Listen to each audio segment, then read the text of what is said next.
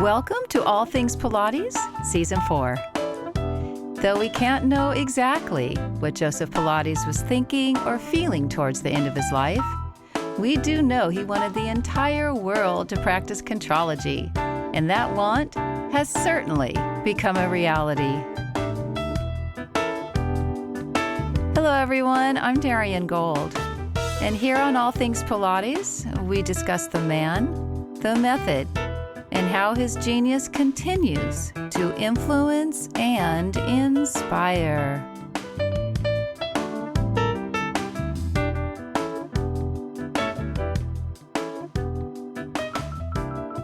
Our guest today is Nancy Chin, owner of Pilates Avenue Los Gatos in the city of Los Gatos, California.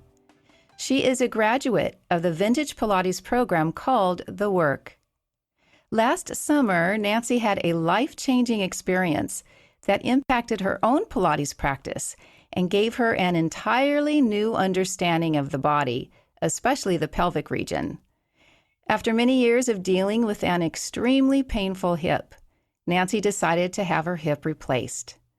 I'm not sure if there are statistics that show the number of Pilates instructors who have hip replacements, but I thought Nancy would be the perfect person to take us through the surgery, the post-surgical phase, and if the Pilates method had assisted her in recovering her balance, strength, and mobility.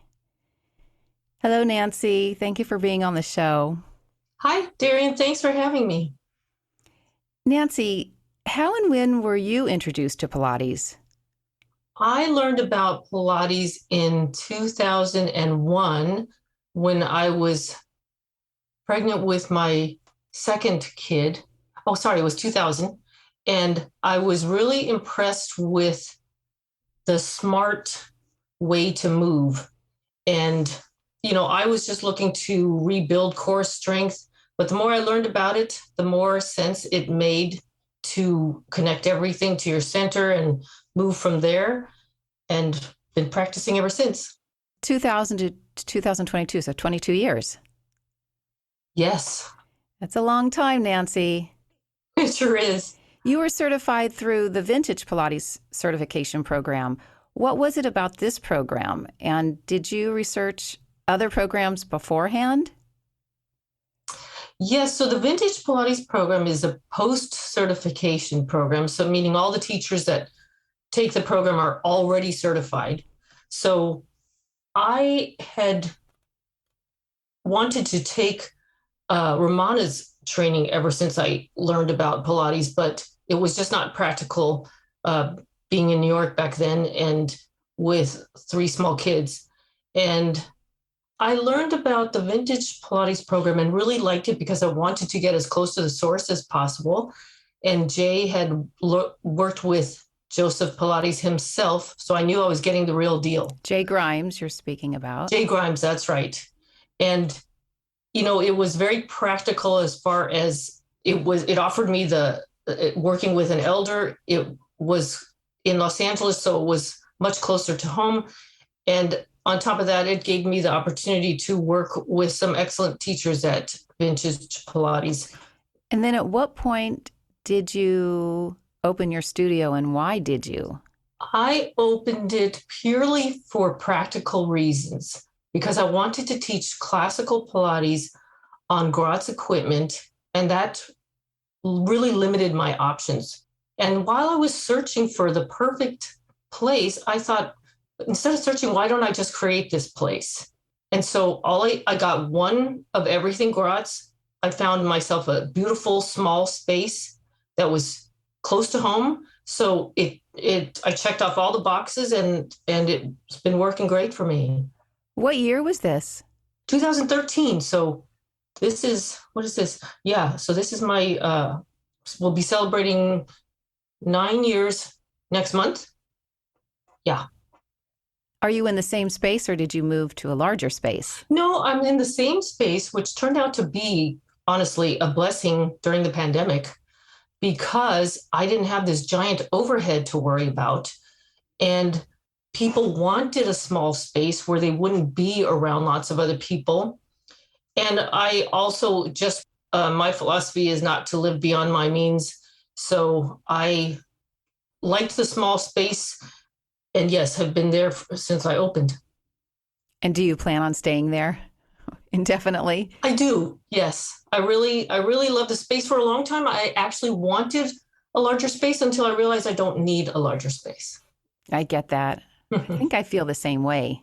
That's right. Nancy, as I described in the opening, you underwent a hip replacement. When did your hip problems begin?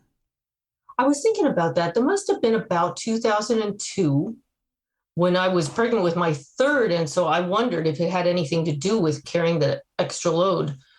But it turned out actually had been misdiagnosed for years, where it was initially thought to be a strain of the iliopsoas, and then it was diagnosed as tightness of the IT band. And and I knew back then that it had to be something more than that, because the extreme tightness in the hip joint was not normal.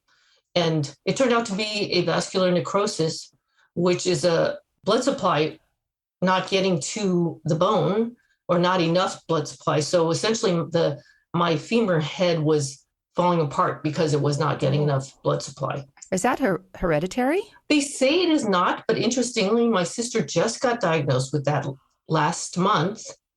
And the only other correlation they have, they say it's not genetic, but they've only found correlation with steroid use or heroin use. Neither of which I used. So I am inclined to think that it has to be something somewhat genetic. Whether it be, maybe it's not a direct relation, but the architecture of the hip joint can, lend itself to creating some problems like that. So that's how I think it started. Growing up with your sister, did you notice, or do you recall, if her hips were just naturally tight? No, actually, and I'd say all of us are built tight, but we never noticed that per se. And I do remember, though, my mom still to this day has a little bit of hip tightness, kind of almost sciatica, but she's 90 and she's never had to do anything about it. So, yeah, I can't say that I ever noticed anything more beyond that. How did you prepare for your hip surgery? Well, honestly, and I know I'm biased, but I did so much Pilates, but I thought all the advanced work, the super challenging, was what I needed, when in actuality, it was not, right? And I know and I know many others out there will know, it was back to the foundational work. And I had the privilege to work with Sanjay Mayo, who is also a physical therapist. So she had this great perspective that I wanted and needed. And she, I had to check my ego at the door. She had me doing basic stuff that actually was so challenging, and I really felt it in my body. And that's what really changed my whole view of Pilates, was that all that fancy stuff, nothing unless you've got that pre-Pilates foundational work. Yes. And so I did a lot of that. Yes. I did a lot of that, and it totally helped me with simple things like rolling over in bed or getting out of bed. It was so helpful. Have you written about this? I haven't yet, and I mean to. That would be really, besides this podcast, I think that'd be so helpful. Really. Oh, thanks, Gary. And I will. Now, did you stay in a rehab center, or were you able to come home right away? And then, if so, was someone there to help you? I stayed overnight, which was totally somewhat optional. I say that because the doctor had told me in advance that I could probably go home the same day. But I never really wanted that, because it just gave me peace of mind to stay overnight at the hospital, knowing that if I needed any medical help, it would be right there. And in retrospect, I'm really glad that I did. Now, I think that people feasibly could do that on their own, but it was very helpful to have somebody at home. Now, I say that because I think hospitals routinely give stool softener to patients who have had surgery to prevent constipation, which I guess is a very common thing after surgery. Well, it was almost like a cruel joke though, because I had to get up so many times to use the toilet. And meanwhile, you could barely move There's your because rehab. exactly that. I did think of that, and I used a walker at the beginning, but getting myself up and positioned in that walker, I totally had to use everything I strengthened in pre-Pilates. But it was just, and I didn't feel like I needed the prescription strength painkillers. But the drawback from that was if I moved wrong, there would be intense pain. And so it helped to have somebody there, if nothing else, for moral support. Definitely. Now, the hip at this point, can it go in all the different ranges of motion? Slight? Do they encourage you to flex and extend and abduct and adduct? They do. It's funny though, because there are some contraindications that are different depending on your surgeon and depending on the approach they took. So I had what's called the anterior approach. So the scar incision is in front, just a little lateral of my hip joint. So for that kind, I was told not to hyperextend my hip, which we do, like side-lying leg kicks. We do that, and they don't want me to externally rotate when I do that. So I have to be careful not to do that. You wouldn't think that you would need to be so careful of that in every day, but that leg is so used to being turned out because of the movement restrictions previously that all it takes is for me to take a step forward with the other leg. And so that leg's behind me. And if it's turned out, I'm supposedly not supposed to do that. Now, I say supposedly only because I know people who have had the same anterior approach, but were never told not to do that. So I'm not sure. I'll talk to my doctor at my 1-year visit next month and see, but maybe they have different contraindications depending on the body, and then people who have the posterior approach, which was the more common approach previously, are not supposed to flex more than 90 and not to do that, especially with internal rotation. So it's the exact opposite. But I'm finding it doesn't come into play much, except for just keeping in mind to keep my feet, my legs more parallel. That's what I was going to ask you. Is it just the safest position is to just constantly be parallel? Exactly, which we're trying to in the first place. So if you just kind of keep that common sense in mind, with just that barely, 10 degrees turnout, then I'm okay. At what point did you return to your own practice and then also teaching your students? How long did that take? I took my time, and I would encourage people to take their time. For whatever reason, I think there is this perception that hips are easy, knees are not. Okay, and maybe comparatively that's true, but there's no reason for hip replacement people to rush back out. So this was, last year was still somewhat pandemic environment. So I took advantage of that.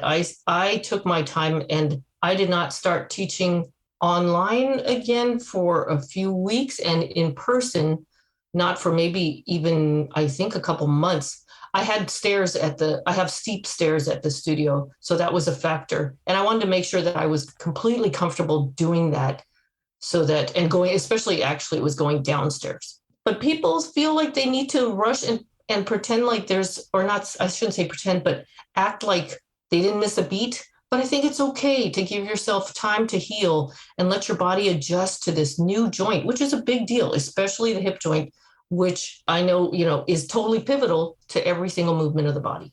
Did you know that beforehand? I did, only because my hip was so compromised, and I could see how it made me limp. I could see how it made my back tight.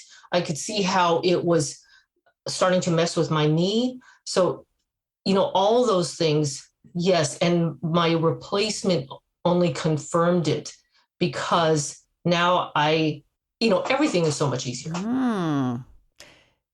So my question, what has been the most challenging part of living with an artificial hip? Maybe there's no challenge now. You're exactly right. The challenge is almost remembering that I have an artificial hip. And I'd say the only thing I could think of that is challenging is lying on my side to sleep. because, and I never understood this before, and this is something that I now understand with anybody who has joint replacement, it just feels different. And I used to think like with knee replacement people, they didn't want to kneel, they didn't want to be on it. And I would ask, does it hurt? And they said, no, it doesn't hurt. But I can see now it feels funny. You just don't want to feel that. So I've adjusted. I sleep more on my back, which I wanted to anyway, but I've actually now able to sleep on my side. So the doctor or maybe even Sonjay, did they recommend that you just don't lie on that hip, maybe ever? Did they give you that kind of direction? No, or they no? actually say that you can. So it's just the feeling. It's just how you feel about that odd feeling of knowing that there's something artificial in your body. That's interesting. Yeah, You can tell that it feels artificial. You can yeah, tell that. right.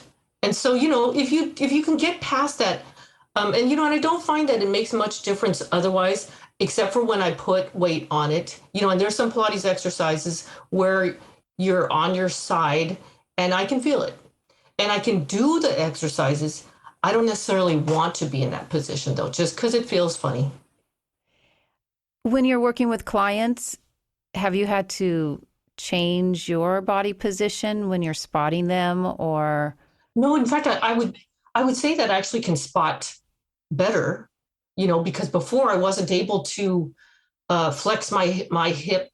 For instance, like on the electric chair, when we have our foot on the pedal for safety, it was always hard for me to spot with that foot on because it kept my hip in a flexed position. So that's much easier now.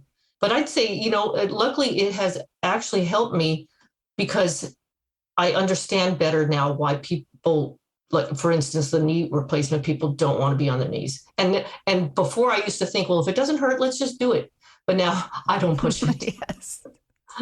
You have so much more wisdom now. Exactly. Do you offer a program designed specifically for those who have had hip replacements? Not specifically for hip replacements, although I do apply what I've learned. I would say now with everybody, whether it be hip replacement people, advanced beginners, everybody, I do pre-Pilates foundational work with them for every session because I just think that is so important to get that, for them to tune into that and get those muscles working before we proceed to other things. But I think for any replacement, or not even a replacement, but anybody who is uneven, we just want to make sure that we give that side a little extra attention. Because even for me with my new hip, I catch myself still favoring my other leg. And so I have to actually completely focus to make sure that left side is doing its job, because it will still, because it's so used to it for 19 years, it was so used to letting the other side take over that I have to consciously make it work. Maybe there is a chart that you could come up with for yourself and for others in terms of that reminder, because we do have those patterns that are so embedded in us. Right, right. Maybe there's some visual something that you could create. Oh, you got lots of good ideas, Darian. I know, I do. Now, because you have this new and improved, and let's not even call it artificial, it's just a new hip with a new life attached to it. Is there anything that you didn't know that you know now about the hips or the pelvis? Anything that maybe you weren't so tuned into, even in your own practice? And when you are working with a student, has your eye changed? Has your observational abilities changed because of your sensitivity towards the pelvic area? Yes. I would say that it's a constant practice that, yes, I feel like I now am able to kind of focus in on more what I would expect. But at the same time, I say that with a caveat that these compensations can be so complicated, and the body will compensate one way when we're doing this, but then another way when we're doing that. And I think before I may have thought that it was simpler, and it's not. I mean, I can imagine it does get complicated because if we're just talking about the Pilates technique, it is very complex.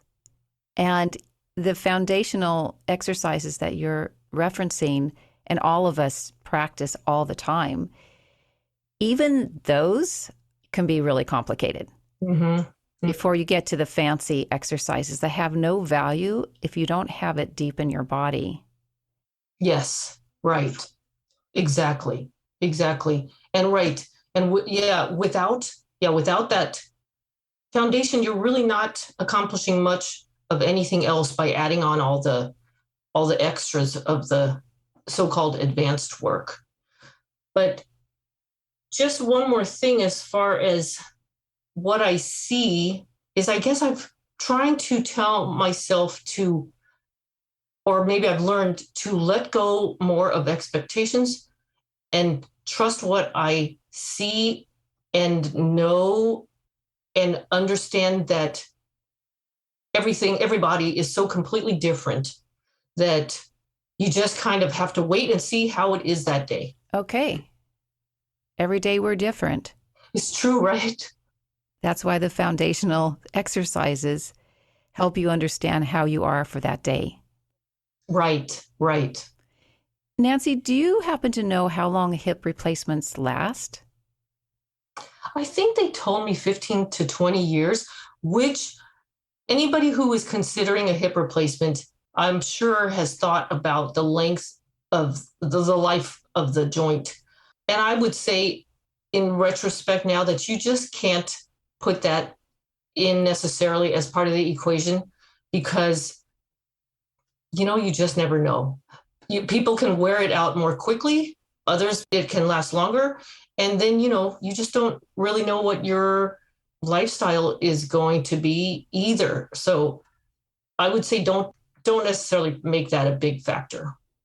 Well, when you're practicing on your own and you're doing exercises that you did pre-surgery, I'm assuming that everything feels more natural or more balanced, right? Yes, it does. It does, but I still see the weakness. The weaknesses that Existed. were there beforehand, right, are still there. They're just less so. But that's why I would encourage anybody who has a hip replacement to go to physical therapy. Even though, again, like I mentioned before, there seems to be this conception of, you just get right back out there and you're fine. I think, especially being a Pilates teacher, it's so great to have somebody watch you move and help you with that. We can't really do that well on ourselves. No matter how much expertise you have, you just need somebody who has a trained eye. And Pilates teachers are not physical therapists. And so I really learned a lot from physical therapy that I can apply to my Pilates practice and my Pilates teaching. And even though I was technically discharged from physical therapy, I don't remember what month, maybe after 3 months, I have opted to continue and go That's smart. I go twice a month when I can, just to check in. And it's great because, he checks my gait and just checks the joint. And I feel like I benefit from every visit. And then I practice it on my own. Can you give an example of what you learned from your PT that now you understand in your body that you've brought into your studio? Well, I think one of the main things I've learned from physical therapy is that you are not often inspired. We are not often inspired to focus on one body part, even though you need it. You want to just get on with your workout. You want to complete and feel like you've done everything. So take advantage of the fact that after your surgery, you may feel more motivated to give that joint a little more attention. And that's what it needs. Because I had a previous hip surgery that was actually to try to head off a replacement. And they told me back then, again, you don't need physical therapy. They said that fitness level was great and I didn't need it. All that time, I felt like that hip still was weaker than the other one. And I actually went back 5 years after that surgery to do physical therapy. And I needed it for my own discipline too, to report to a physical therapy appointment and know that we were going to work on this specific body part. And so I think that that's what I learned from physical therapy is you have to, of course, keep the big picture in mind, but it's okay. You need to give it a little extra attention right now. And it takes a long time to get it even with the other side. I do remember when I would be working with Romana, she many times would say that if we were doing, let's say, going up front on the electric chair, that you always want to do more on the weaker side. She didn't go into any kind of detail, but just obviously one side is weaker and needs a little more love, and you give it. It didn't go any deeper than that, other than just making you very aware and giving yourself permission to do more on the side that needs it. Exactly. But it's interesting that you say give yourself permission, because funny, yeah, that it comes into play, and you also have to give yourself permission to spend that extra time on it. Nancy, we've talked about this. I think we've talked about what I'm going to ask you years ago when you were on my radio show and just pre-interview, etc. But in my opinion, and I know you agree with me, that it's very important, especially now, that we help elevate and encourage our students to be the best version of themselves. What are your thoughts about this? That's exactly right. And that's no small part of our job, not only as teachers, but as just human beings. I think that we encourage that by being the best version of ourselves so that we set a good example for others. But then you have to think about how you can be that better version of yourself. We need to find our motivation from within and see that what others are doing is really not that relevant to what you're doing. There's enough success for everybody, everybody to be successful, and we should celebrate each other's successes. Oh my gosh, can you just say that again? Right. We need to know that we are not competing with each other. We are competing with ourselves. Now, I shouldn't even say competing. We are just trying to be, like you said, a better version of ourselves, which takes other people out of the equation. So it's really not relevant. So we need to be able to celebrate each other, because that doesn't mean that that's less for us. Somebody else's success doesn't mean that you will be less successful. But I think, though, with today's society and social media, it is harder to do that. It is easier to find the competition.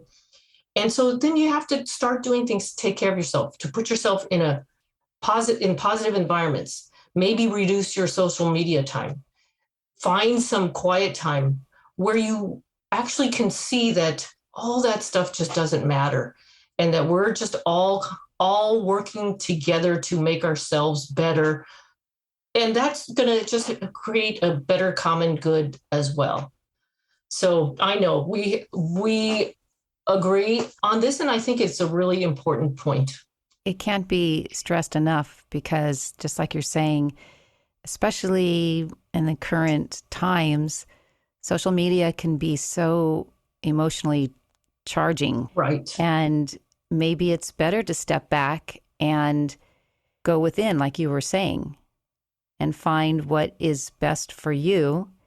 We have at our disposal such an amazing method that can get us there, to help quiet us down, so that we can not necessarily compete with ourselves, as you were saying, but that we can keep stretching. What is our limit? And then pull back if we go too far. I know this from having COVID. Thank you very much.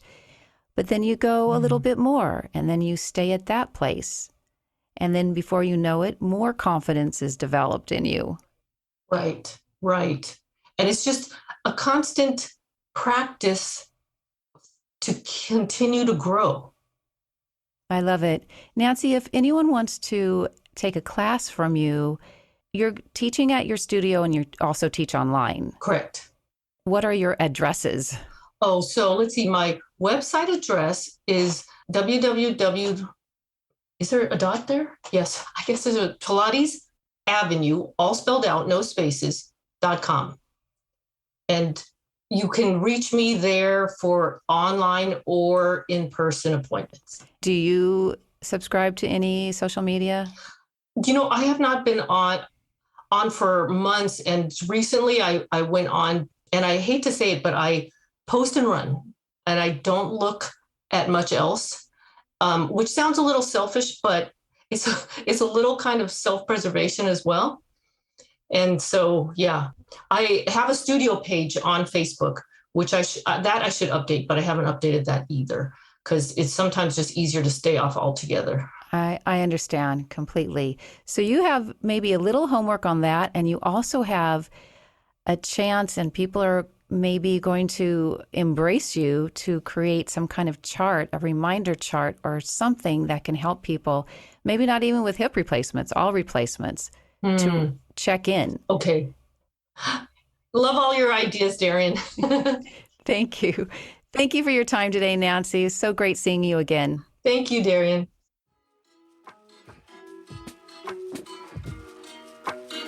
All Things Pilates is produced, edited, and hosted by me, Darian Gold. Mastered audio mix by Fabian Romero. Theme music, Soul Blues Piano Shuffle by Boom Zoom. One way to demonstrate your commitment to living a healthy lifestyle is to maintain your body properly. It needs to be respected at all times. Creating a routine for yourself that includes breath work, core work, and nutritional foods all may help slow down the aging process. As always, I remain in awe of Joe's work, and I look forward to being with you in a couple of weeks for another episode of All Things Pilates.